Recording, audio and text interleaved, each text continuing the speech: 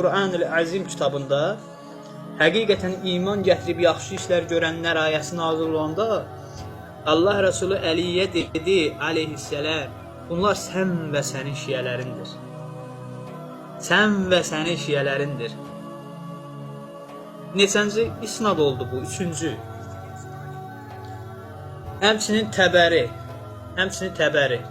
öz təfsirində ey Əli, bu sən və sənin şiyələrindir. Ey Əli aleyhisselam, bu sən və sənin şiyələrindir.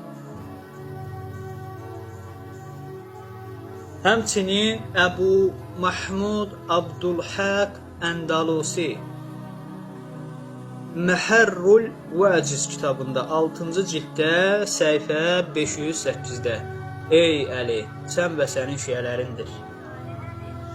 Təsəvvür edirsiniz, sünni kitablarda